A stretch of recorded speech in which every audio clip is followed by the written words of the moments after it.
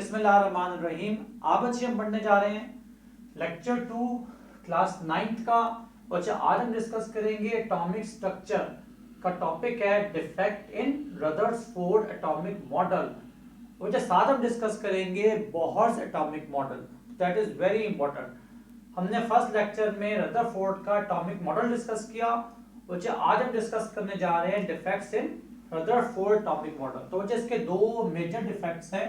Number 1, first defect, Rutherford atomic model के respect से जो इलेक्ट्रॉन्स हैं वो न्यूक्लियस के अराउंड सर्कुलर पाथ में रिवॉल्व कर रहा है और इलेक्ट्रॉन के ऊपर नेगेटिव चार्ज है, प्रोटॉन के ऊपर पॉजिटिव चार्ज है।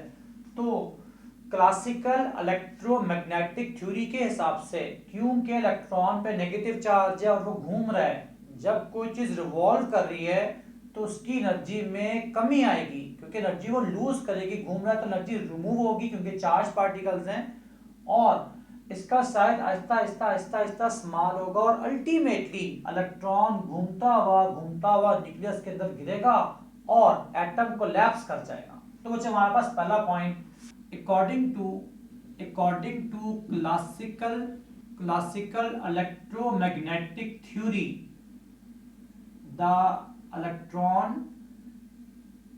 is charged particle,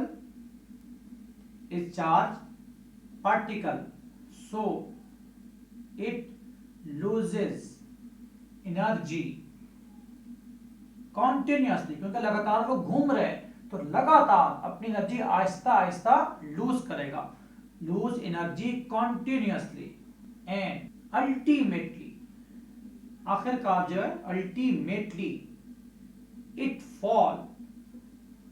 fall in the nucleus, और जैसे वह न्यूक्लियस में फॉल करेगा एटम कोलैप्स, एटम खत्म हो जाएगा। और दूसरा बच्चे पॉइंट ये था, अगर ये एनर्जी कॉन्टिन्यूसली कम कर रहा है, आहिस्ता आहिस्ता आहिस्ता एनर्जी कम हो रही है, रेडियस स्मॉल हो रहा है, अल्टीमेटली जैसे वो गिरेगा एटम कोलैप्स। और अगर वो सेकंड पॉइंट ये है, अगर वो कॉन्स्टेंटली आहिस्ता आहिस्ता नीचे आ रहा है तो उसमें से एनर्जी इमिट होगी, एनर्जी बाहर निकलेगी और वो लगातार निकलती रहेगी। So we say as electron fall continuously, so it emits energy continuously, hence it should form continuous spectrum,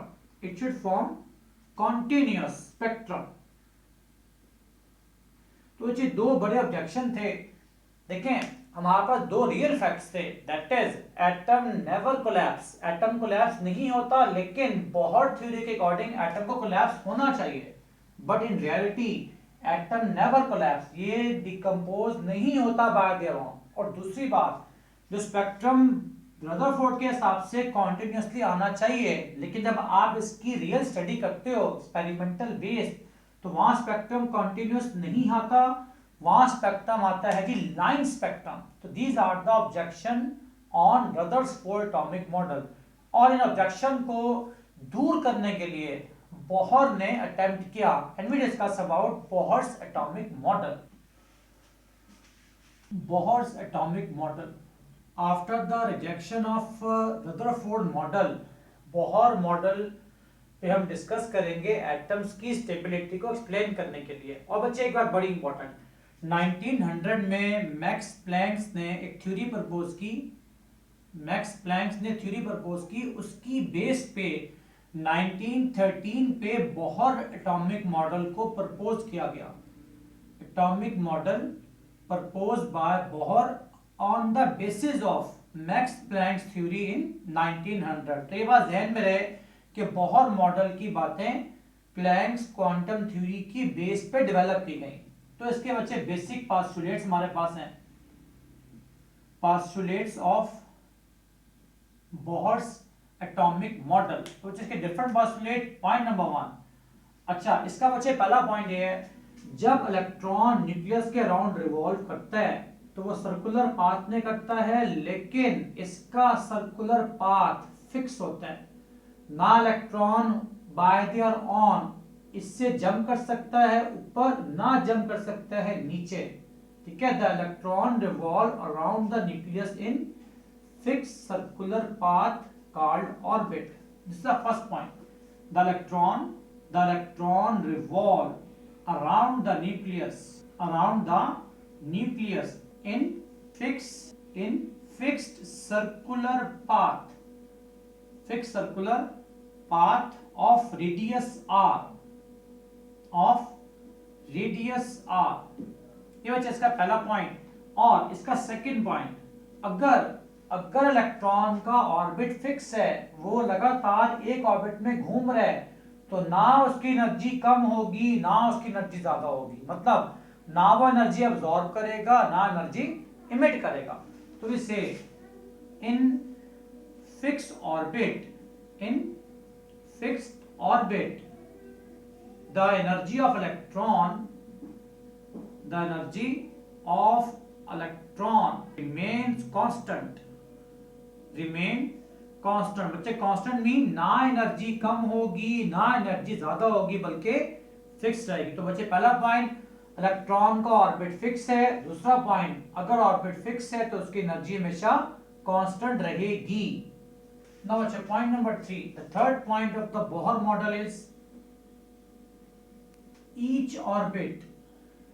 each orbit have fixed energy that is quantized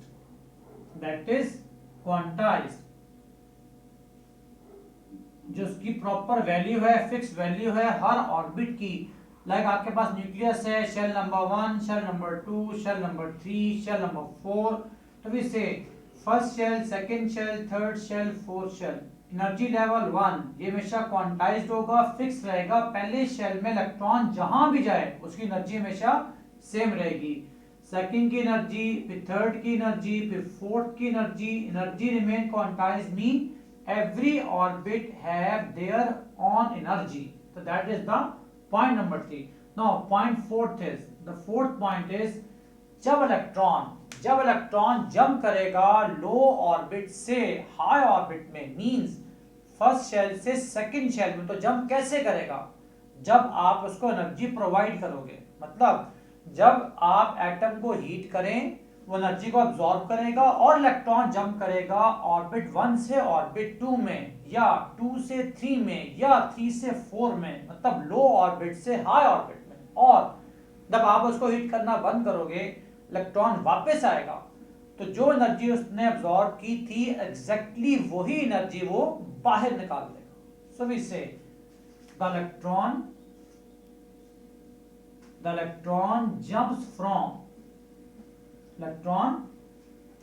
jumps from low energy orbit E1 into high energy orbit E2 by absorbing energy। जब energy absorb करेगा तो electron jump करेगा, by absorbing energy।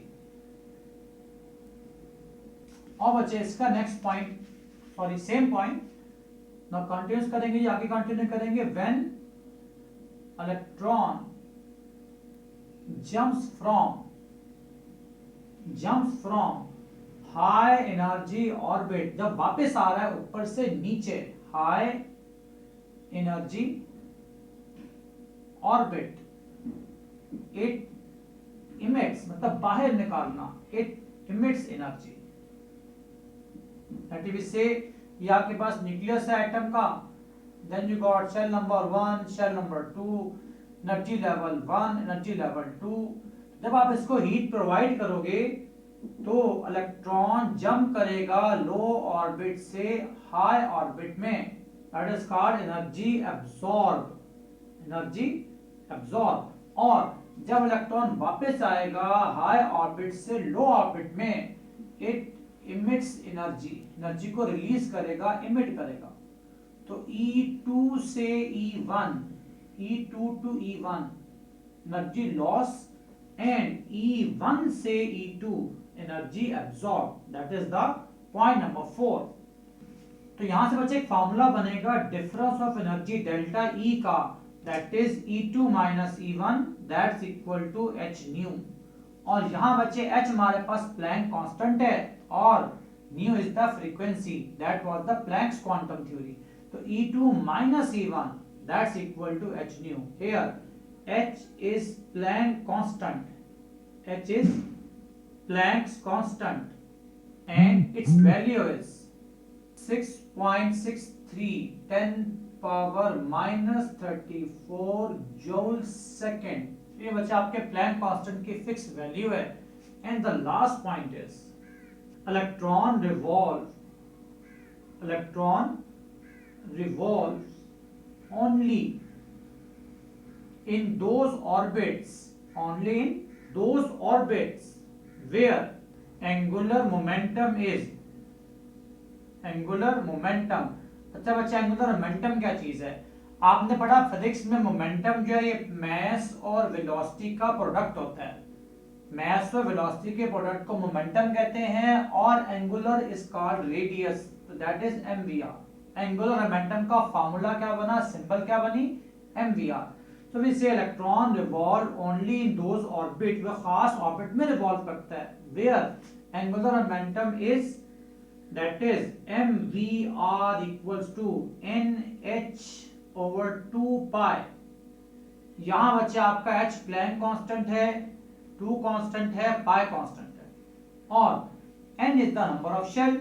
तो अगर आपने किसी भी shell का एंगुलर मोमेंटम फाइंड करना है तो आप शेल की वैल्यू डालते जाओ। हियर आपको n रिप्रेजेंट कर रहा है नंबर ऑफ शेल्स और orbits, its values are n equal to 1। First shell के लिए आप यहाँ 1 डाल दोगे, सेकेंड शेल के लिए आप 2 पुट करोगे, थर्ड के लिए 3, फोर्थ के लिए 4 एंड सो ऑन। तो आप इस फार्मूला से किसी भी शेल का एंगुलर मोमेंटम फाइंड कर सकते हैं। ये बच्चे आज हमारा लेक्चर था regarding Bohr's model and the defect in Rutherford atomic model.